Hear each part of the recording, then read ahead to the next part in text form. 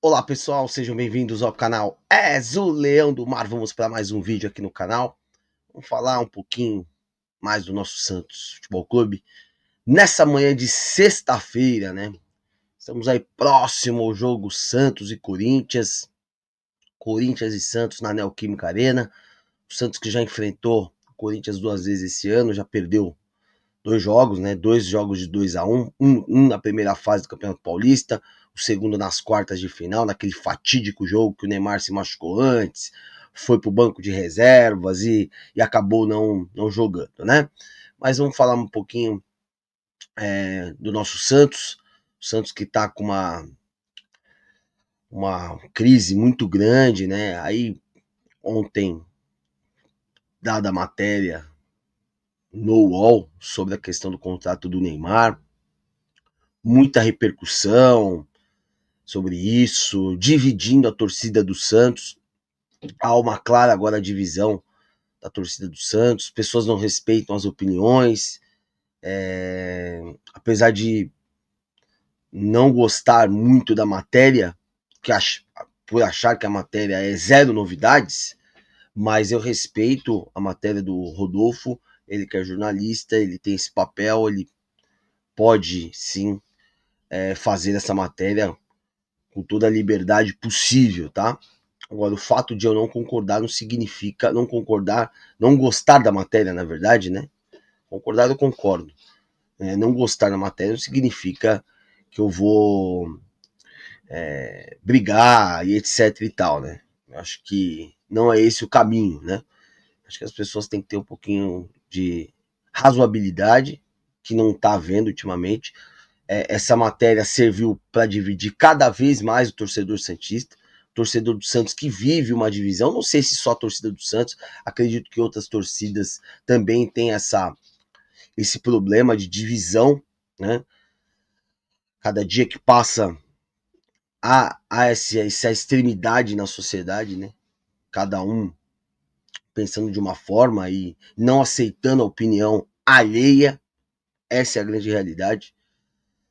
Mas o grande problema nesse sentido que acontece é que o Santos está numa crise enorme, o Santos está vice-lanterna do Campeonato Brasileiro, precisa vencer o Corinthians, que é algo muito difícil. Na história, na Neoquímica Arena, o Santos venceu apenas 2 vezes, uma lá em 2015 com o Ricardo Oliveira e Gabigol na Copa do Brasil, naquela ocasião, e a última no Campeonato Paulista de 22, o Santos venceu com 2 gols de Marcos Leonardo. O Santos empatou bastante na Neoquímica Arena, são 8 empates, salvo engano. Empatou até bastante, mas a maioria das vezes foi derrotado. Jogar em Itaquera é muito difícil, é muito complicado. O Corinthians tem usado muito bem essa arma de jogar em Itaquera, porque quando vai para fora também tá com muita dificuldade, apesar de ter ganho ontem na Sul-Americana, né?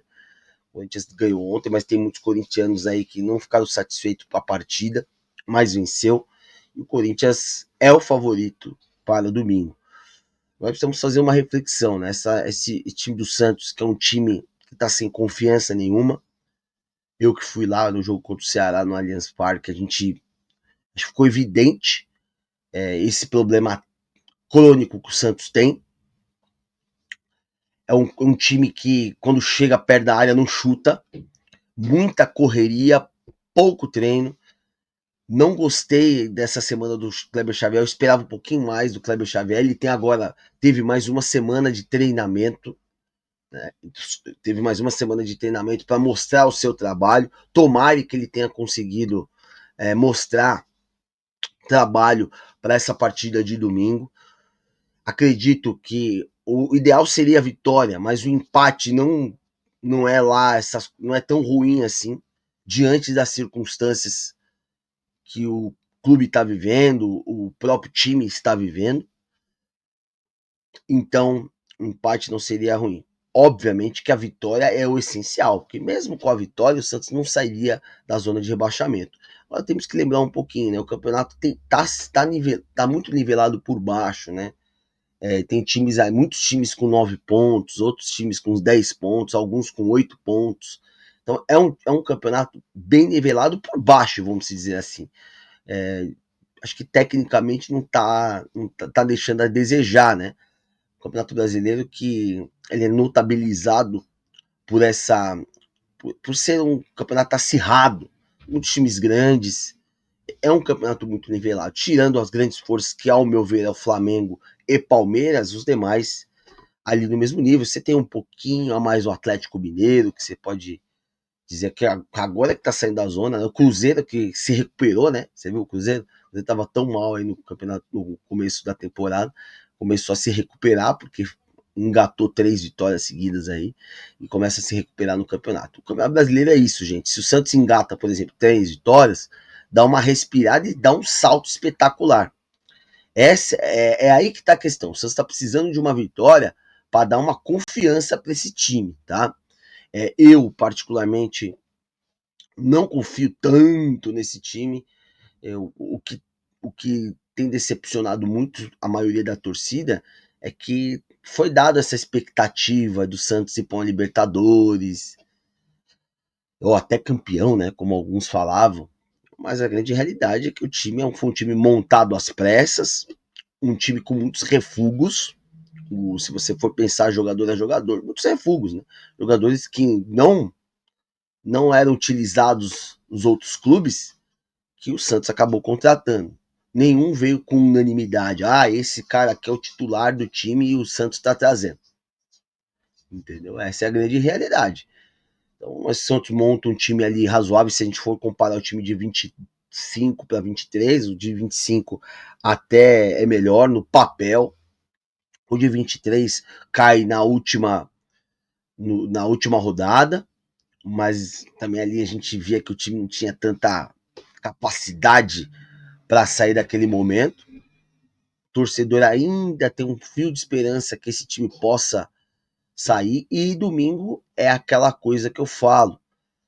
Tem uma oportunidade grande esses atletas do Santos vencer o Corinthians fora e quem sabe mudar a chave. Porque a gente também não pode ser bobo. Se o Santos vence o Corinthians em Itaquera, o Santos estando na zona de rebaixamento, pode ser algo que dê um ânimo para a temporada.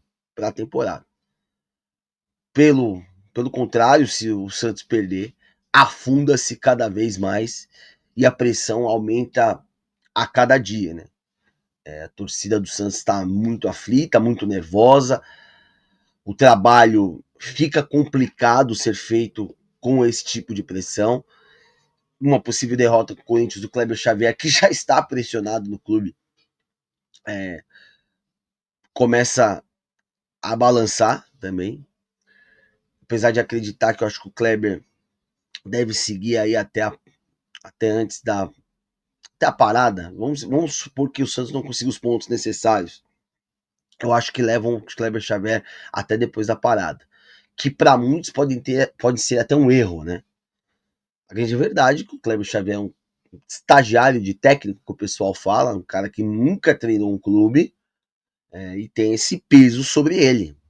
Esse é o fato real.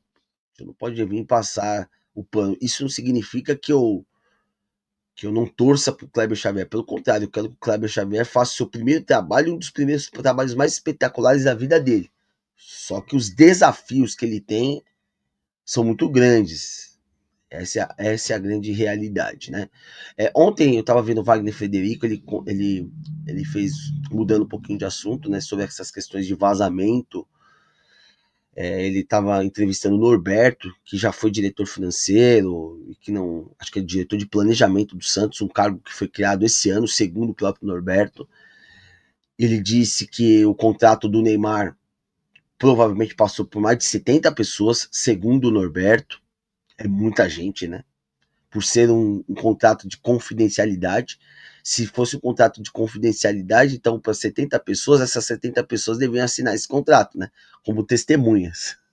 Fica a crítica aqui, o Norberto, que falou isso lá no Wagner Frederico. Eu fiquei preocupado com a entrevista dele.